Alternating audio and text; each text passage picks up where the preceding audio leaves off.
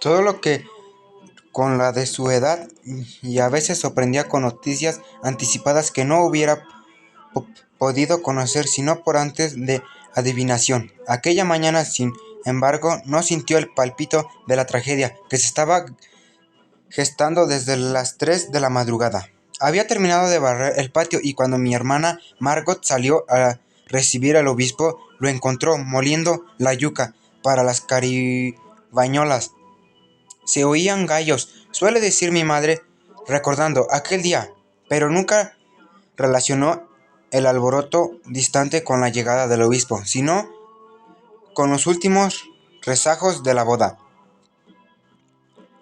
Nuestra casa estaba lejos de la plaza grande, en un bosque de mangos frente al río. Mi hermana Margot había ido hasta el puerto caminando por la orilla y a la gente estaba demasiado excitada con la vista del obispo para ocuparse de otras novedades.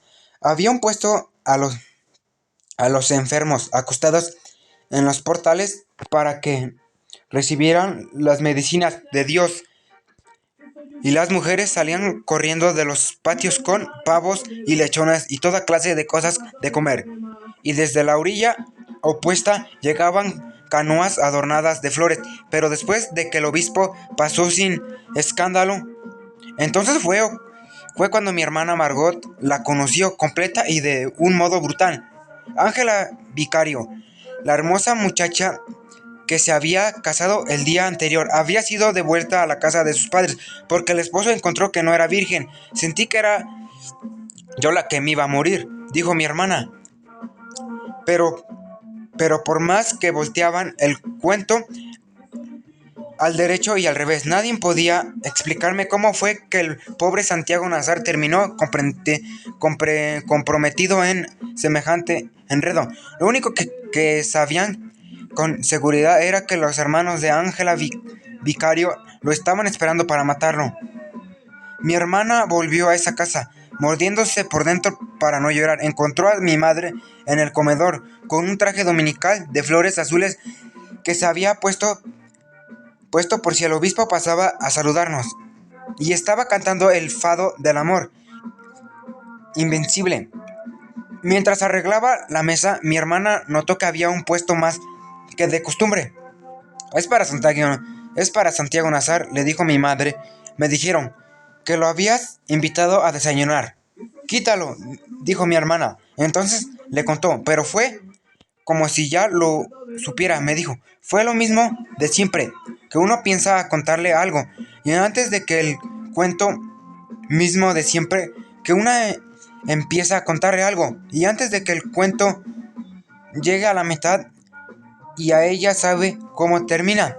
Aquella mala noticia era un nudo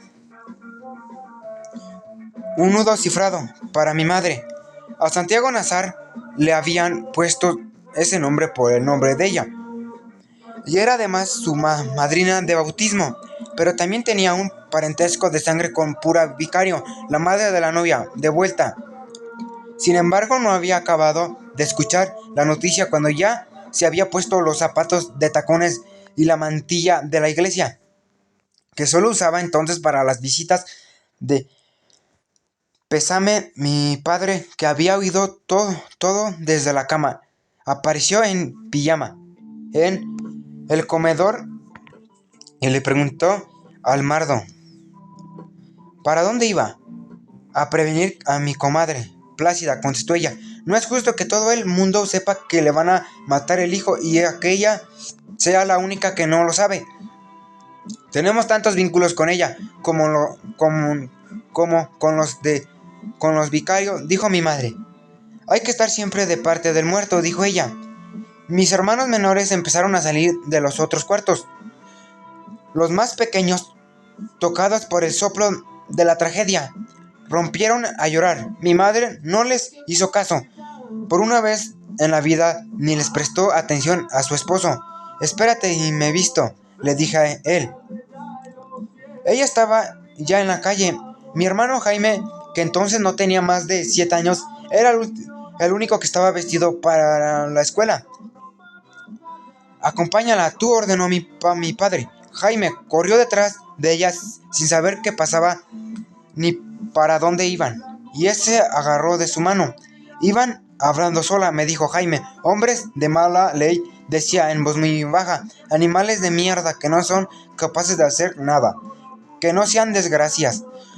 No se daba cuenta que ni siquiera de que llevaba al niño de la mano debieron pasar que me había vuelto loca. Me dijo, lo único que recuerdo es que oía a lo lejos un ruido de mucha gente, como si hubiera vuelto a empezar la fiesta de la boda, y que todo el mundo corría en dirección de la plaza. Apresuró el paso con la determinación de que era capaz cuando estaba una vida de por medio, hasta que alguien que corría en sentido contrario se compadeció de su desvarío. No se moleste, Luisa Santiago, le gritó al pasar. Ya lo mataron. Bayardo San Román, el hombre que devolvió a la esposa. Había venido por primera vez en agosto del año anterior, 6 meses antes de la boda. Llegó en el buque semanal con unas alforjas guarnecidas de plata, que se hacían juego con las hebillas de la correa, de las argollas, de los botines.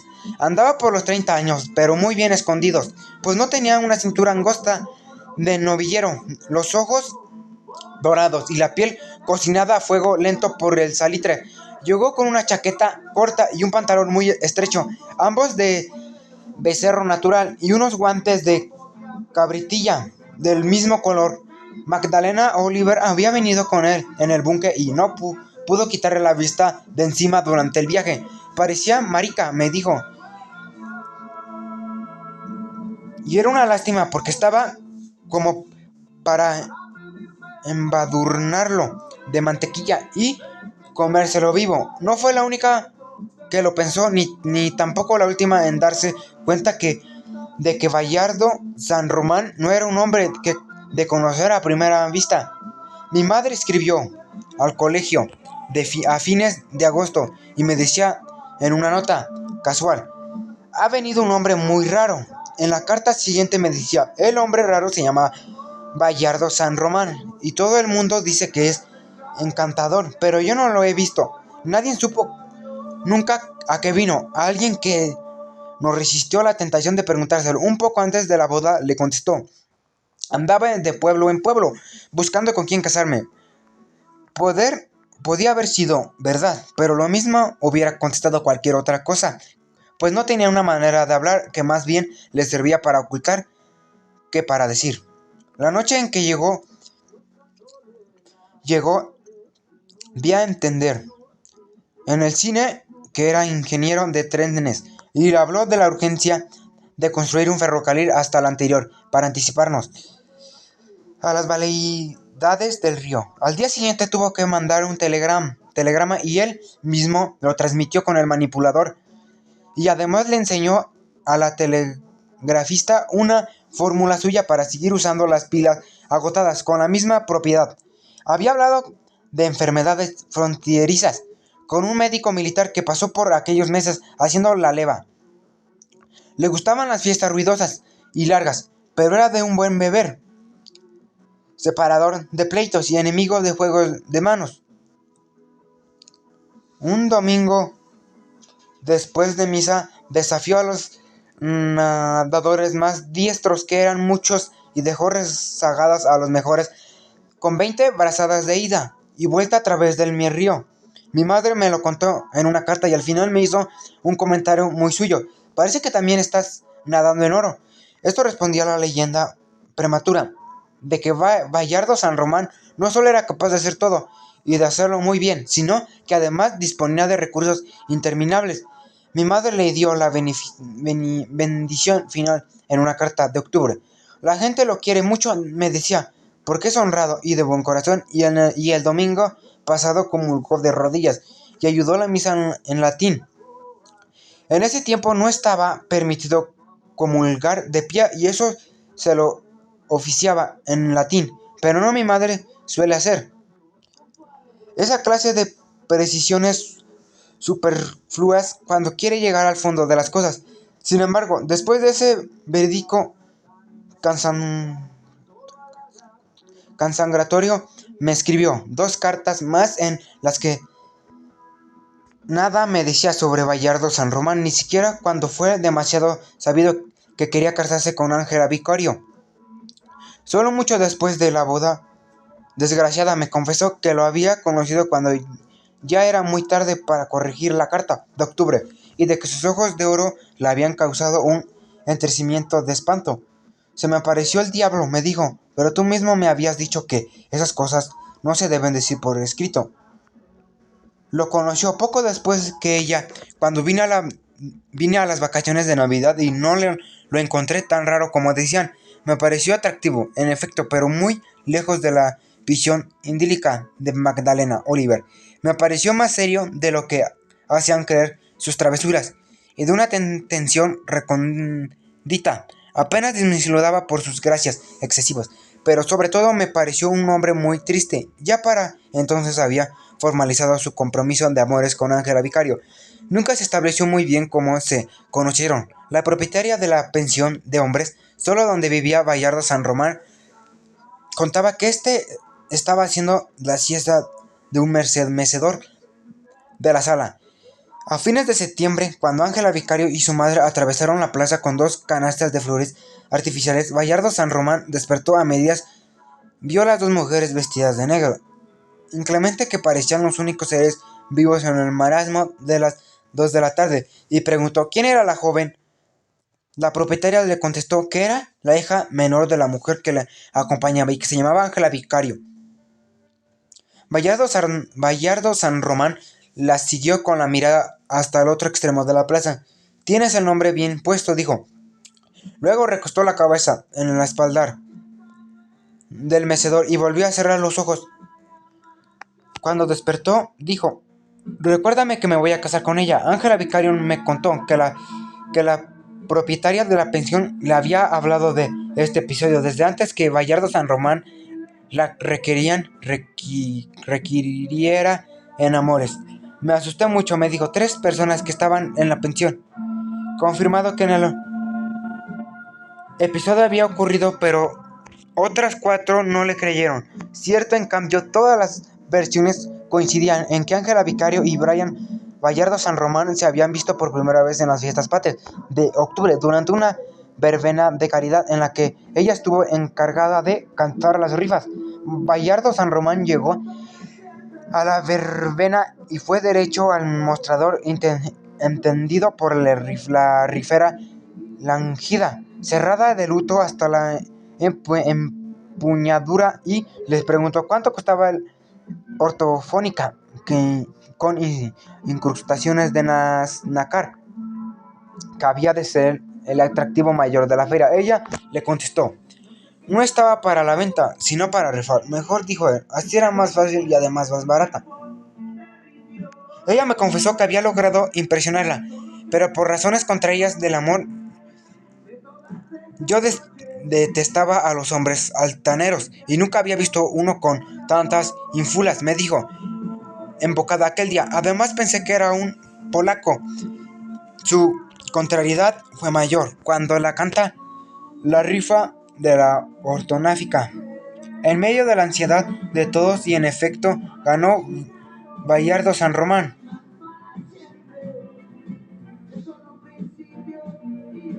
No podía imaginarse que él, solo por impresionarla, había comprado todos los números de la rifa.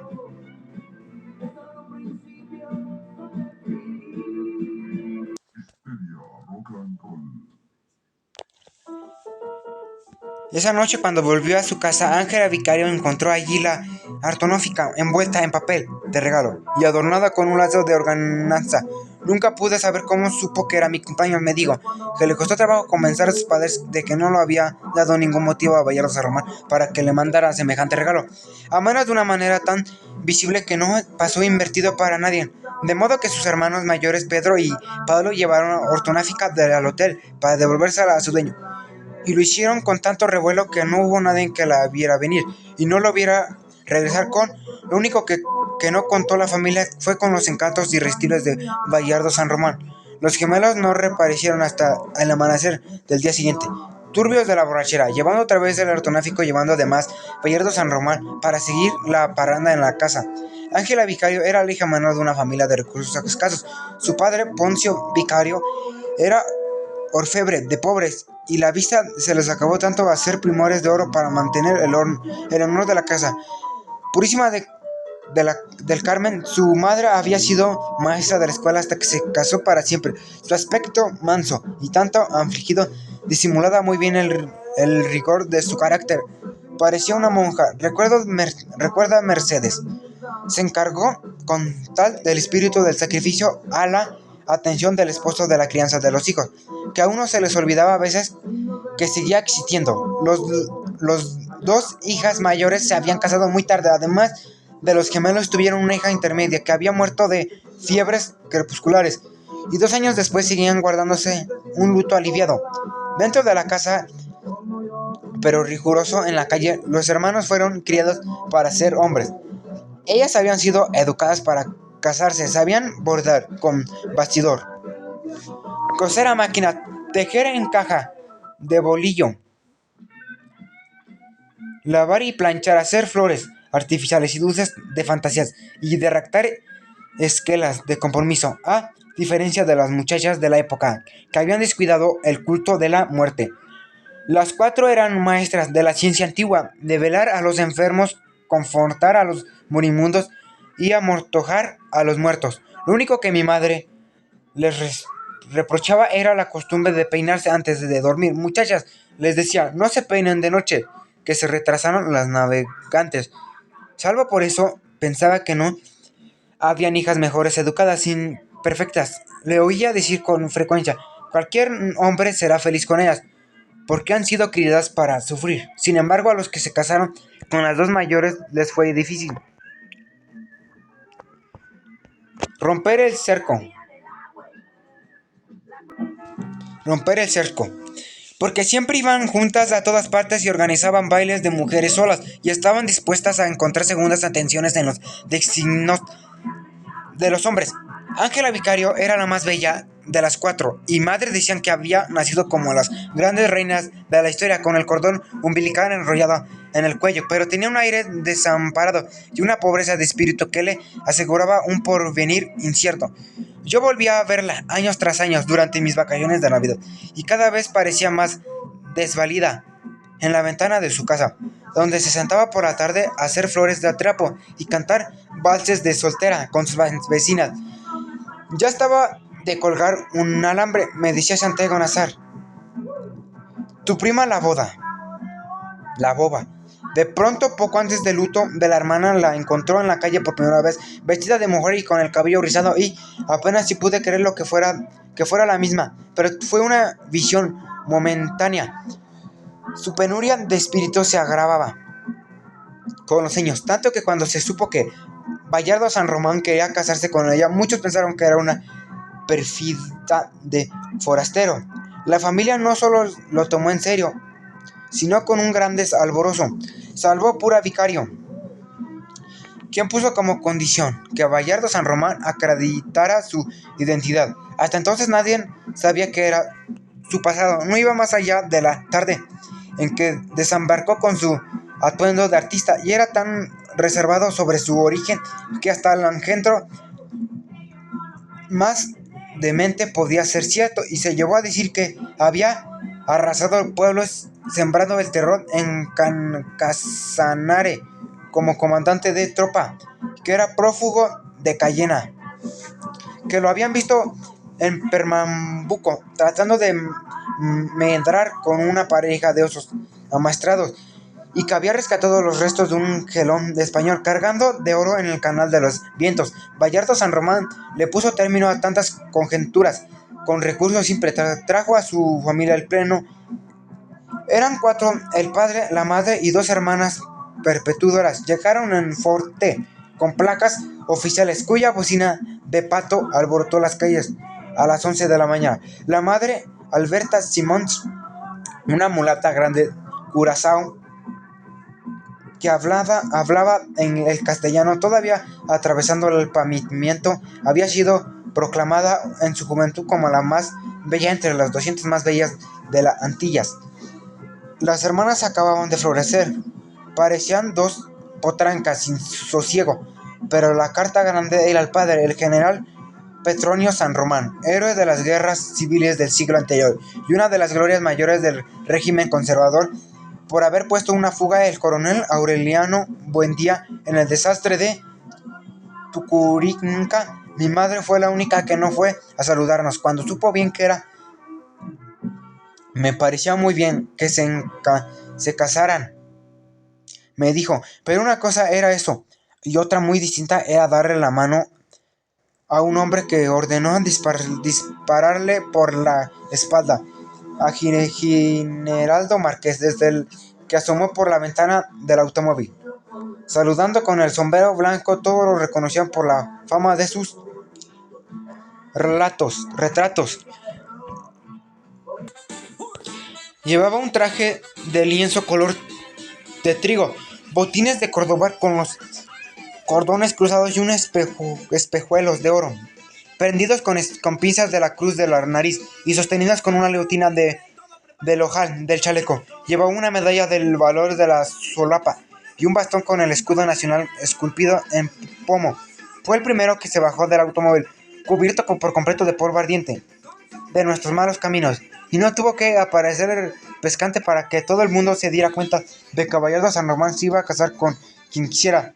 Era Ángela Bajario, que no quería casarse con él. Me parecía demasiado hombre para mí, me dijo. Además, Bayardo San Román no había intentado ni siquiera seducirla a ella, sino que hechizó a la familia con sus encantos.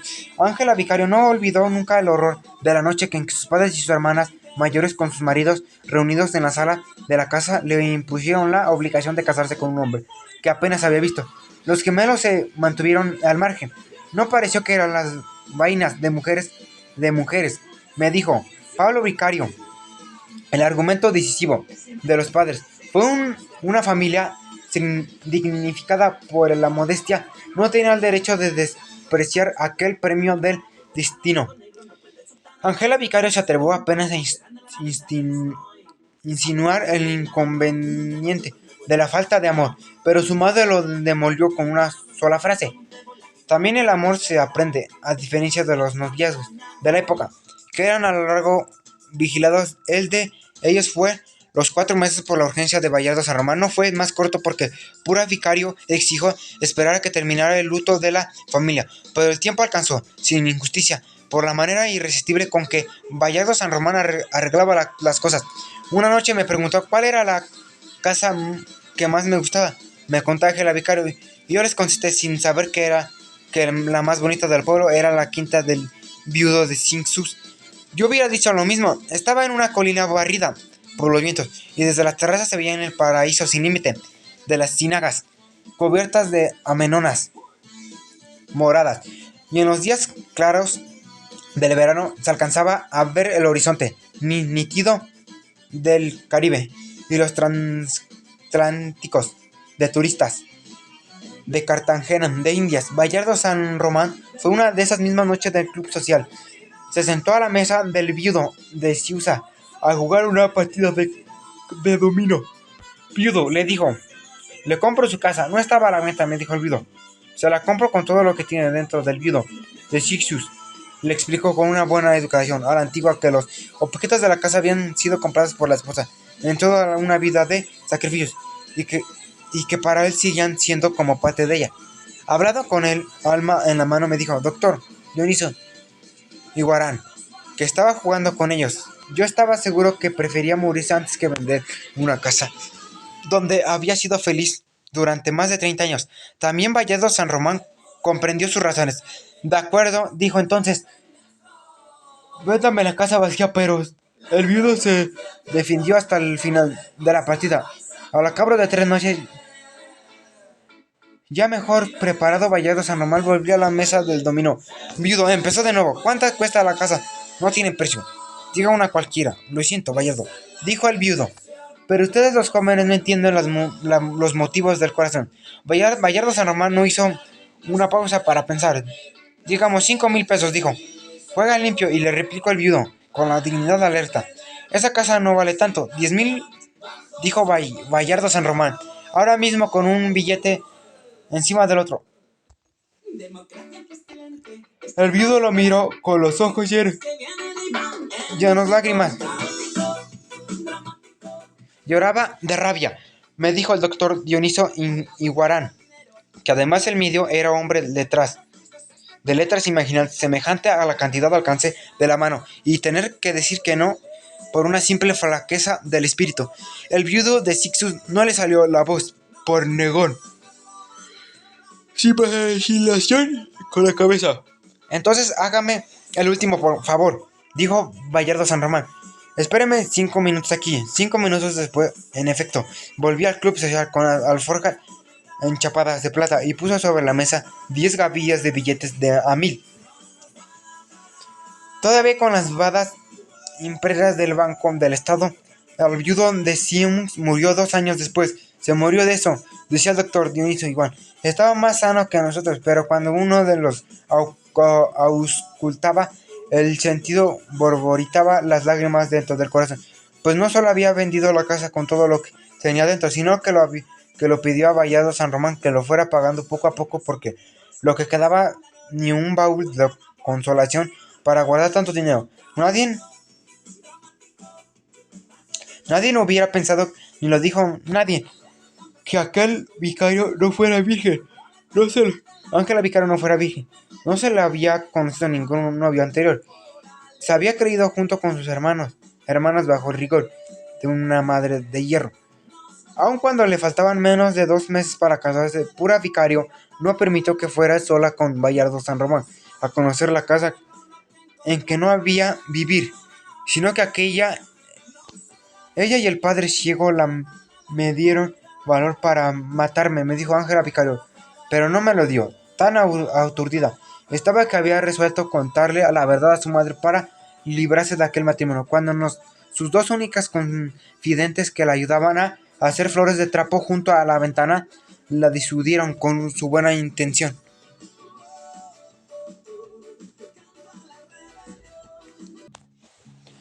Les obedecía a ciegas, me dijo, ¿por qué no habían hecho creer que era expertas en chanchullos de hombres?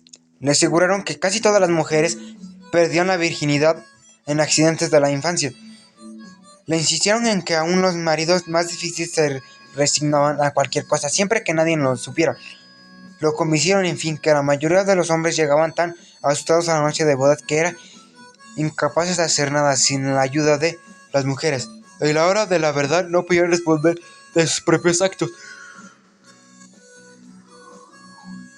Lo único que creen es lo que vean en la sábana, le dijeron, de modo que le enseñaron artimañas de comadronas para fingir sus prendas perdidas y para que pudiera exhibir en su primera mañana recién casada abierta al sol un patio de su casa. La sábana de hilo con mancha del honor se casó con ilusión. Bayardo San Román, por su parte, debió casarse con la ilusión de comprar la felicidad con el peso descomunal de su poder y su fortuna, pues cuanto más aumentaba los planes de fiesta, más ideas del delirio se le ocurrían para hacerla más grande, tanto que de retrasar la boda por un día cuando se anunció la visita del obispo, para que éste los casara. Pero Ángel el vicario se puso la verdad. Me dijo, es que yo no quería ser bendecida por un hombre que solo cortaba las crestas para la sopa y botaba en la basura el resto del gallo. Sin embargo, aún sin la bendición del obispo, la fiesta adquirió una fuerza propia tan difícil de amaestrar que el mismo Bayardo San Román se le salió de las manos. Terminó ser un acontecimiento público. El general Petronio San Román y su familia vinieron esta vez en el buque de Cenominas del Congreso Nacional, que permaneció atracado en el muelle hasta el término de la fiesta, y con ellos vinieron mucha gente ilustres que sin embargo pasaron invertidas el tumulto de caras nuevas. Trajeron tantos regalos que fue preciso restaurar el local olvidado de la primera planta eléctrica para exhibir lo más admirables, y el resto los llevaron de una vez a la antigua casa del viudo de Sius, que ya estaba dispuesta para recibir a los recién casados. Al novio le regalaron un automóvil convertible con su nombre grabado en letras góticas bajo el escudo de la fábrica. A la novia le regalaron un estuche de cubiertos de oro puro para 24 invitados. Trajeron además un cubierto de oro puro para un espectáculo de bailarines y dos orquestas de valses que desatonaron con balas con, con las bandas locales, con las muchas papayeras y grupos de acordeones. Venían alborotados por la bulla de la parranda. La familia Vicario vivió en una casa modesta, con paredes de ladrillos y un techo de palma, rematado por dos buljardas donde se metían a empollar las golondrinas de enero. Tenían enfrente una terraza ocupada casi por completo con macetas de flores, un patio grande con gallinas sueltas y árboles frutales. En el fondo del patio los gemelos tenían un criadero de cerdos, con su piedra de sacrificio y una mesa de destazar, que fue una buena fuente de recursos domésticos desde que Poncio Vicario se le acabó la vista. El negocio lo había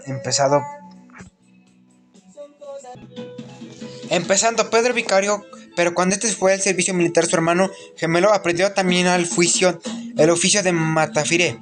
El anterior de la casa alcanzaba apenas para vivir, por eso las hermanas mayores trataron de pedir una casa prestada cuando se dieron cuenta del tamaño de la fiesta. Imagínate, me dijo Ángela Vicario. Habían pensado de la casa de playa de dinero, pero por fortuna mis padres se emperraron con el tema de siempre de que nuestras hijas se casan en nuestro chiquero o no se casan. Así que pintaron la casa de su color amarillo original, enderezaron las puertas y compusieron los pisos y le dejaron tan digna como fuese posible para una boda.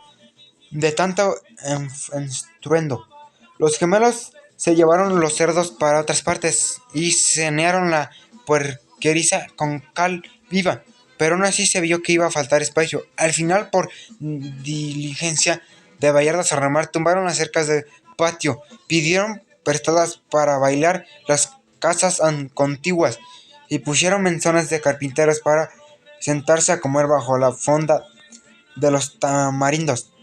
El único sobresalto imprevisto les causó el novio en la mañana de la boda, pues llegó a buscar a Ángela Vicario con 2 horas de retraso y ya se había negado a vestirse de novia. Mientras los no vieran la casa, imagínate, me dijo, hasta me hubiera alegrado de que no llegara, pero nunca me dejará vestida. Su cautela pareció natural porque no había un parecerte público más vergonzoso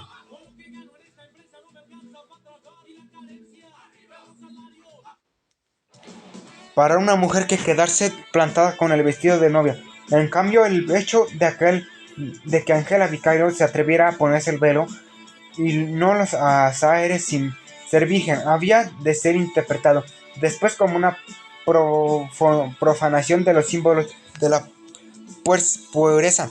Mi madre fue la única que apareció como un acto de valor en que hubiera juzgado sus cartas marcadas hasta las últimas consecuencias. En aquel tiempo me explicó. Dios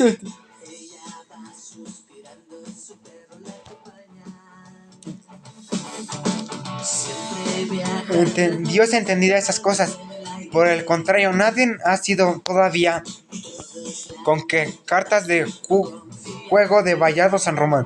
Desde que aparecía por fin de levita de chistera hasta que se fugó del baile con la criatura de sus tormentos.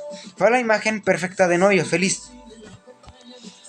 Tampoco se supo que nunca con qué cartas jugó Santiago Nazar. Ya estuvo con él todo el tiempo de la iglesia y la fiesta junto con Cristóbal Bendoya y mi hermano Luis Enrique, y ninguno de nosotros vislumbró el menor cambio en su modo de ser.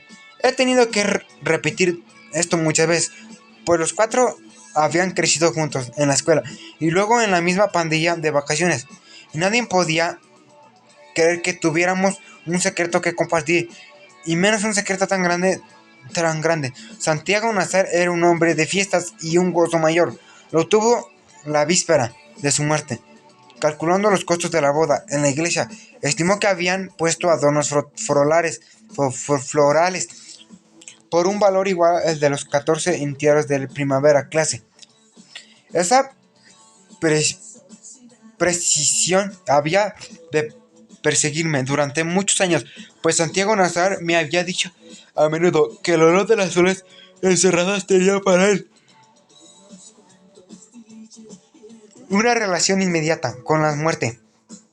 Y aquel día me repitió al entrar en el templo: no quiero flores en mi entierro, me dijo, sin pensar que yo había de ocuparme.